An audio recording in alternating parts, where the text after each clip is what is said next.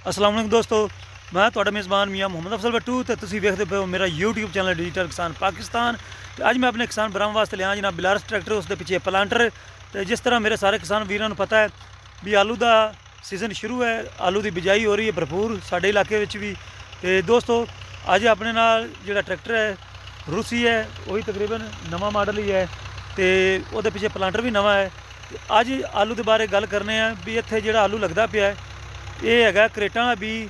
पिछली बारी 4 कनाल लगाया सी बीज, उस तो अगू किन्ने किले लगते पे ने ये पुछने आपां ते मजीद मालूमात लेने तो गलबात करने। आओ चलिए नाल इसकी परफॉर्मेंस देखने।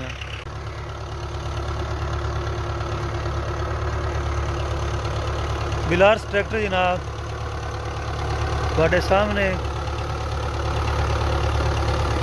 ते प्लांटर के उपर 2022 लिखा हुआ जनाब। 22 आया या नहीं, लेकिन प्लांटर के ऊपर लिखा गया है।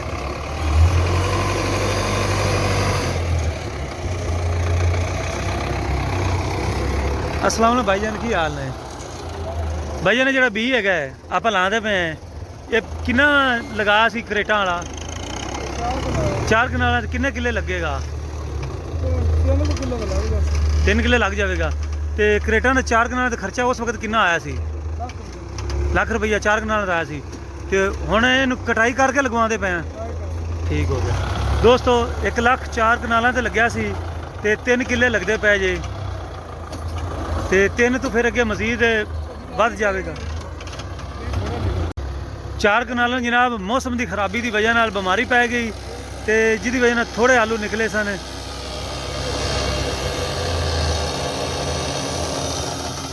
तो थोड़े आलू निकलने की वजह नाल फिर भी 3 किले जोड़े ने ना ये लग जाएंगे जनाब। अच्छा कर लो, नाल स्प्रे भी लगता जाता है दोस्तों, तो नाल नाल दवाई भी लगती जाती है। दवाई स्प्रे एक ही हो गया, तो नाल नाल केरदा भी जाता है। तो खेलां वेख लो किनियां सीधियां कटदा पिया ड्राइवर। ये खेलां कढ़ने भी बड़ा महारत है जनाब। तो दोस्तों आप जनाब किसान भाई नाल मौजूद हैं मियाँ एजाज अहमद नाल, तो उन्होंने को पुछने भी खर्चा कितना आया 4 किलों से। अस्सलाम वालेकुम भाईजान। भाईजान खर्चा कितना आया शुरू तो लैके एंड तक 4 किलों की तैयारी ते? 5-7 हज़ार का तेल तो सड़ गया किले पे। अच्छा 7 हज़ार का रूसी ट्रैक्टर है? महंगा रूसी ट्रैक्टर।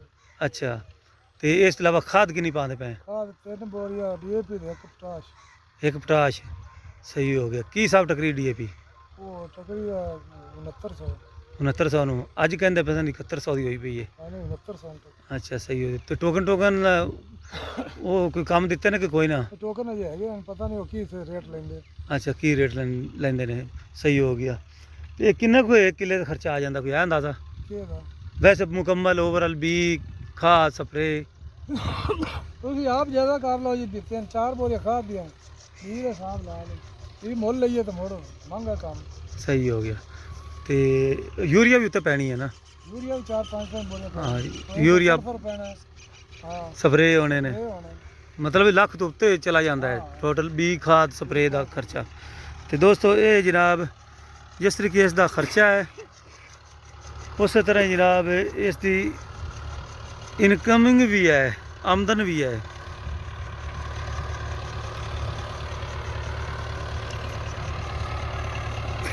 लेकिन अगर खुदा न खास्ता जिस तरह इस बारी खादा महंगियां पे लगदियां ने, डीजल महंगा पे इस्तेमाल होंदा है, जे आलू का रेट डिग पिया तो मेरा ख्याल है किसानां दी जिहड़ी ने ढूई आलू लावन वालियां दी टुट जानी है। तो बाद तो मैंने ये फिक्र भी हार्ट अटैक ना आ जाए, क्योंकि जेडे नवे लगाते ने उन्होंने परेशानी आती होंगी, क्योंकि उन्होंने तो फिर जो लगाते हैं उनका अगेतरा ही अंदाज़ा ला लेंगे भी इन्ने का साढ़ा किला उसी तो इन्ने पैसे सानू बचणगे। तो जेडे पुराने काश्तकार ने उन्होंने कुछ नहीं होंदा, क्योंकि वो आदी होंगे, उन्होंने पता है अगर 1 साल दूसरा खर्चा ज़्यादा भी हो गया तो रेट घट भी हो गया तो स्टोरेज रख लवणगे, तो उन्हें बेचने नहीं है। तो जो रेट वल होया उदों बेचणगे तो वो गुजारा करनगे। तो जेडे नवे है ने मेरे रंगे इन्हां तो फिर कहना भी अजे ही असी या पटिंदे जावन तो फौरी विक जावन, खाद थोड़ा रेट मिले या ज़्यादा। तो मेरा ख्याल है फिर ਉਮੀਦ ਕਰਨੇ ਆ, ਦੁਆ ਕਰਨੇ ਆ ਵੀ ਰੇਟ ਚੰਗਾ ਰਵੇ। ਜੇ ਰੇਟ ਹੋਇਆ ਮਾੜਾ ਤਾਂ ਫਿਰ ਮੇਰਾ ਖਿਆਲ ਕਿਸਾਨਾਂ ਦੀ ਜਿਹੜੀ ਨਾ ਇਹ ਢੂਹੀ ਟੁੱਟੇ ਹੀ ਟੁੱਟੇ ਇਸ ਵਾਰੀ, ਕਿਉਂਕਿ ਇਸ ਵਾਰੀ ਜਿਹੜੇ ਆਲੂ ਹੈਗੇ ਨੇ, ਜਿਸ ਦੋਸਤ ਨੇ ਜ਼ਿੰਦਗੀ ਵਿੱਚ ਆਲੂ ਨਹੀਂ ਲਗਾਏ ਉਹ ਵੀ ਆਲੂ ਜਨਾਬ ਭਰਪੂਰ ਲਗਾਉਂਦਾ ਵੀ ਹੈ।